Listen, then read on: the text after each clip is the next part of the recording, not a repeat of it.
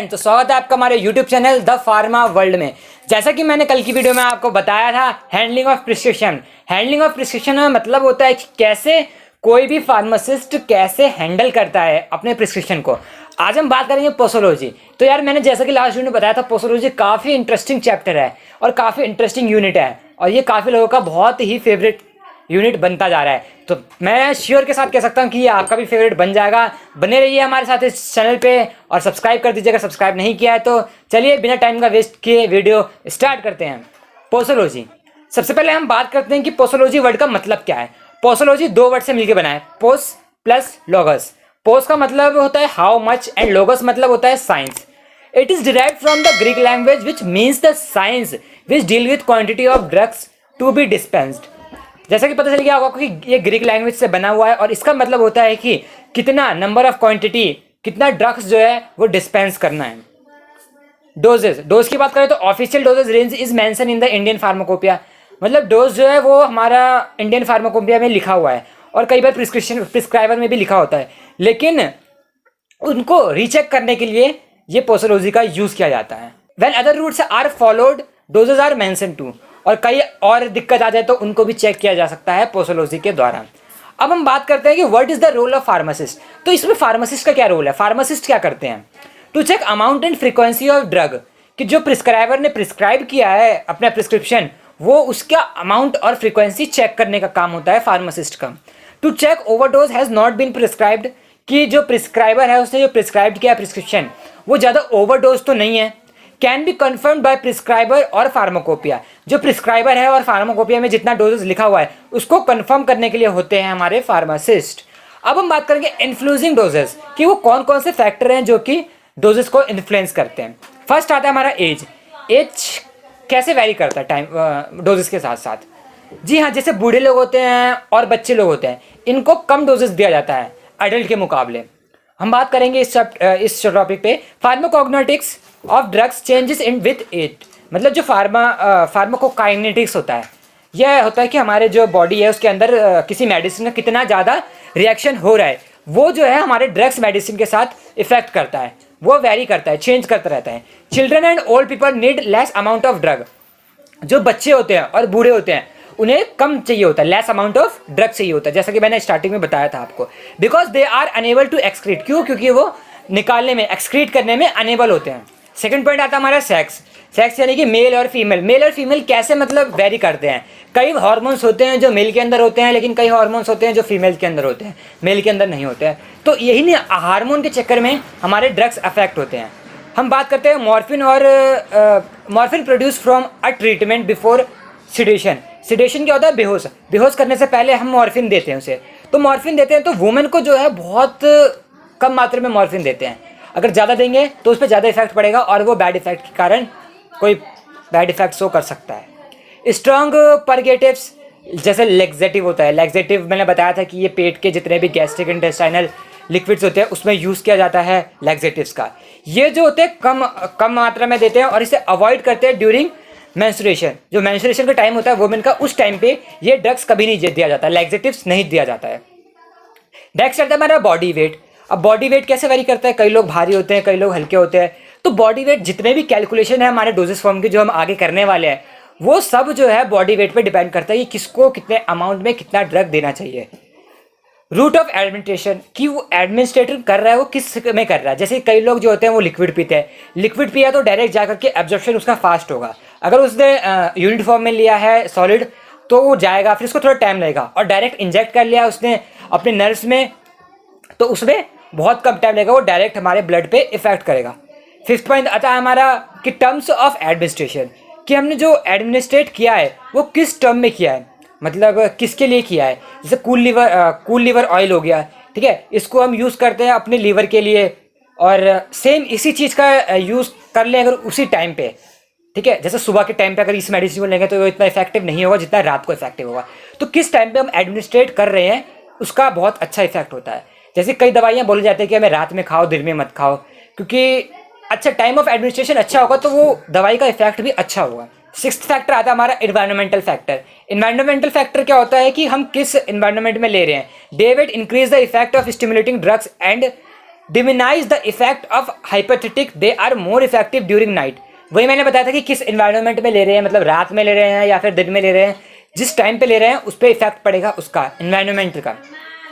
Emotional factor, emotional factor क्या होता है? Female belong more emotional, needs to less amount of drug for physiological disorder. कई होता है कि फीमेल जो होते हैं वो ज़्यादा इमोशनल होते हैं मेल्स के कंपैरिजन में, तो इमोशनल फैक्टर भी कई बार एक्ट कर जाता है, कई बार चेंजेस ला देता है, ठीक है। और इसमें क्या है कि सारे पॉइंट्स बस याद करने हैं और रटने हैं बस पॉइंट्स, और इसकी एक्सप्लेनेशन ज़्यादा आती नहीं है, ये सिर्फ 11 पॉइंट जो भी हैं वो रटने हैं।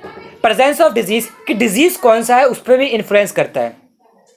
जैसे स्ट्रेप्टोमाइसिन है, streptomycin may be prove toxic if kidney is not functioning properly. Streptomycin कब लेते हैं? जब किडनी प्रॉपरली काम नहीं कर रहा है। तो कौन सी डिजीज़ है और हम कौन सी मेडिसिन खा रहे हैं उसको भी इन्फ्लुएंस करता है। स्ट्रेप्टोमाइसिन है वही किडनी के साथ साथ किसी और बॉडी पार्ट को भी नुकसान पहुंचाता होगा। तो कई सारे ड्रग्स के जो है ना वो बैड इफेक्ट्स भी होते हैं, तो हमें उसका ध्यान रखना चाहिए। अब हमारा 9th पॉइंट आता है एक्यूमुलेशन।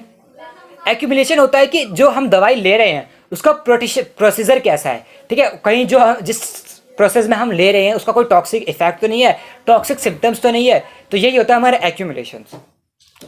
10th पॉइंट आता है हमारा एक्जेटेटिव इफेक्ट।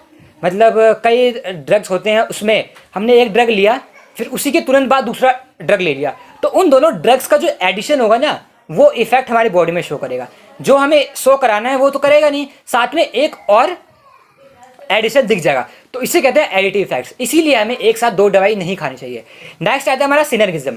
सिनर्गिज्म को सिंपली बोले तो 1 + 1 = 1, यानी कि एक हमने दवाई खाई फिर दूसरी दवाई खाई, ठीक है। दोनों दवाई खाई और दोनों का इंडिविजुअल इफेक्ट हो गया, तो दोनों का इंडिविजुअल इफेक्ट हो गया, इसका मतलब हमने दोनों दवाई एक साथ खाई और दोनों के अच्छे इफेक्ट हो गए, इसको हम बोलते हैं सिनर्जिज्म। तो ये हमारे लिए अच्छा होता है और ऐसी दवाइयाँ हमारे लिए बहुत बेनिफिट होती है जिसके दोनों इंडिविजुअल इफेक्ट्स शो हो जाए। लेकिन एडिटिव्स की बात करें तो एडिटिव्स 2 दवाई हमने खाई, दोनों का एक साथ अलग ही कुछ बन गया और अलग ही दवाई एक्ट करने लग गया, तो ये बहुत गलत होता है और इसके जो है बहुत नेगेटिव इफेक्ट्स होते हैं।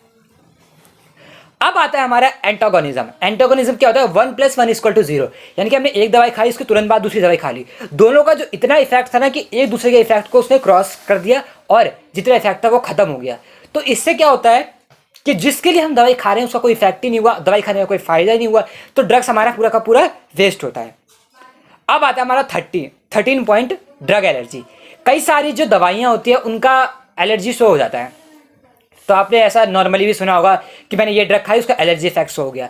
तो हमें इसका ध्यान रखना पड़ता है कि कोई ड्रग जो है एलर्जी इफेक्ट तो शो नहीं कर रही है, अगर एलर्जी इफेक्ट कर रही है तो उसके क्रॉस ओवर में हम कौन सी मेडिसिन खाएं, ठीक है। एग्जाम्पल के करें कि स्मॉल अमाउंट ऑफ क्रिप्शन में कॉज गैस्ट्रिक हेमोपेरेस, जैसे कि हमारा स्मॉल अमाउंट ऑफ एस्प्रिन लेते हैं हम छोटे अमाउंट में, तो किसके लिए लेते हैं? गैस्ट्रिक हेमोरेज, ठीक है। स्मॉल अमाउंट ऑफ क्विनिन में produce ringing of in air, अगर हम स्मॉल अमाउंट ऑफ क्विनिन लेते हैं वो हमारे कानों में रिंगिंग करता है, तो ये जो है एलर्जी है। और ऐसे मैंने एस्प्रिन का बताया वो जो हमारे पेट में थोड़ा हेमोरेज इफेक्ट शो करता है। अब आता है हमारा टॉलरेंस। टॉलरेंस क्या होता है? टॉलरेंस 2 तरह के होते हैं, ट्रू टॉलरेंस और स्यूडो टॉलरेंस। ट्रू टॉलरेंस मतलब वो पूरा का पूरा अपना टॉलरेंस शो कर रहा है। एग्जाम्पल देखिए, smokes can tolerate nicotine. Smoke करने से जो है निकोटिन होता है। Alcoholic can tolerate large quantity of alcohol. Alcohol के अंदर लार्ज अमाउंट ऑफ एल्कोहल होता है। तो हम किसी भी मेडिसिन को कितना टॉलरेट कर पा रहे हैं ये उसको इफेक्ट करता है। मतलब कोई मेडिसिन जो है हमें शूट नहीं करती है, तुरंत उल्टी हो जाती है, तो ये टॉलरेट की वही बात कर रहा है। और स्यूडो टॉलरेट क्या होता है? Produce only to oral route of administration. ये सिर्फ हमारे ऑरल रूट से होता है और इसका टॉलरेट सूडो यानी कि फॉल्स, आधा होता है आधा नहीं हो पाता है। 15 पॉइंट आता है एंड लास्ट पॉइंट आता है हमारा कि एक्यूट टॉलरेंस। जो हम मेडिसिन खा रहे हैं हम उसके एडिक्ट तो नहीं हो गए हैं, कंटिन्यूस कोई दवाई हम खाते हैं तो उसके एडिक्शन बहुत बुरा एडिक्शन हो जाता है कि हम वो दवाई लेते जाते जा रहे हैं और एक टाइम ऐसा आ जाता है ना कि हम उस दवाई के बिना नहीं रह पाते। तो एडिक्शन भी बहुत बुरी चीज़ है, हमें इसका ध्यान रखना चाहिए कि कोई भी मेडिसिन ज़्यादा दिन तक कंटिन्यू नहीं खाना चाहिए। अब मैंने जैसा कि बताया था कैलकुलेशन ऑफ डोजेस की कैलकुलेशन कैसे करते हैं। इसके कैलकुलेशन की 3 मेथड्स होते हैं। फर्स्ट होता है हमारा यंग्स फार्मूला, सेकंड होता है डेलिंग्स फार्मूला, थर्ड होता है Clark's formula. Dosages are given according to age, body weight and surface area. Age के अकॉर्डिंग हम बात करें तो हमारा यंग्स फार्मूला और डेलिंग्स फार्मूला होता है, और बॉडी वेट की बात करें तो क्लार्क्स फार्मूला, और सरफेस एरिया तो बिल्कुल अलग ही है, इसका कोई फार्मूला बना ही नहीं है। और यंग्स फार्मूला की बात करें तो डोजेस फॉर द चाइल्ड, बच्चों के लिए क्या क्या फार्मूला होता है, एज इन ईयर, बच्चे की जो बच्चा है उसकी एज कितनी है, ठीक है, और अपॉन में जितनी एज है उसमें 12 ऐड करके इनटू में जो बड़े लोगों की डोज है उसको मल्टीप्लाई कर देते हैं, ठीक है, इससे आ जाती है हमारी बच्चे की एज। अब डीलिंग्स फॉर्मूले में क्या होता है, डोजेस ऑफ चाइल्ड, बच्चे की कैसे डोज निकालेंगे, ठीक है, एज इन ईयर, जितना एज है बच्चे का उसको अपॉन में 20 इनटू में एडल्ट डोज, जितना बड़े आदमी का डोज है उसको मल्टीप्लाई कर देंगे। तो मैंने जैसे बताया था कि जितना एडल्ट का डोज होता है उतना बच्चे को या फिर बूढ़ों को नहीं देते हैं, क्योंकि वो वेरी करता है टाइम के साथ साथ, इसीलिए हमें पहले बच्चों का डोज निकाल लेना चाहिए, उसके बाद ही उसको कोई मेडिसिन देना चाहिए। अब आता है Clark's formula. Clarks formula wait पे होता है, बॉडी वेट कितनी है, तो इसका जो है बच्चों का डोज निकालने का फॉर्मूला होता है, चाइल्ड जितना बच्चे का वेट है उतना अपॉन में 70 इंटू में जितना एडल्ट का डोज है, इससे आ जाता है हमारा बच्चे का डोज। अब आता है सरफेस एरिया। सरफेस एरिया जो है बहुत ज़्यादा एक्यूरेट होता है एज के दौरान, तो इसको सबसे ज़्यादा यूज़ करते हैं, लेकिन इसको कैलकुलेट करना काफ़ी मुश्किल होता है, लेकिन उतना जितना मुश्किल है उतना ही ये एक्यूरेट है। Surface area percentage of the adult dose. अब कैसे निकालते हैं एडल्ट डोज के percentage, surface area of child, जितना भी चाइल्ड का सरफेस एरिया उसका अपॉन में सरफेस एरिया ऑफ एडल्ट, जितना एडल्ट का सरफेस एरिया उतना इंटू में 100, इससे हमारा निकल जाता है कि ये एडल्ट का कितना डोज है। अब एडल्ट का डोज निकाल करके हम फिर बच्चे का डोज आसानी से निकल सकते हैं, ठीक है। अब एडल्ट का डोज कैसे निकालेंगे, surface calculated from height and weight of child. Surface area निकालने का यही फॉर्मूला है कि हाइट और वेट के अकॉर्डिंग। इसी के साथ हमारी आज की वीडियो कंप्लीट होती है। आशा करता हूं कि आज का टॉपिक आपको समझ में आया होगा, काफी कॉम्प्लिकेटेड टॉपिक था, इसके नोट्स मैं आपको लिंक में दे दूंगा, आप वहां से डाउनलोड करके पढ़ सकते हैं। ये काफी इंटरेस्टिंग टॉपिक है, अगर आप इसको अच्छे से ध्यान से पढ़ते हैं और इसके सेल्फ नोट्स बनाते हैं तो मैं 100% कह सकता हूँ कि आप इसमें पूरे मार्क्स गेन कर पाएंगे। और इसी के साथ वीडियो खत्म करता हूँ, बेस्ट ऑफ लक।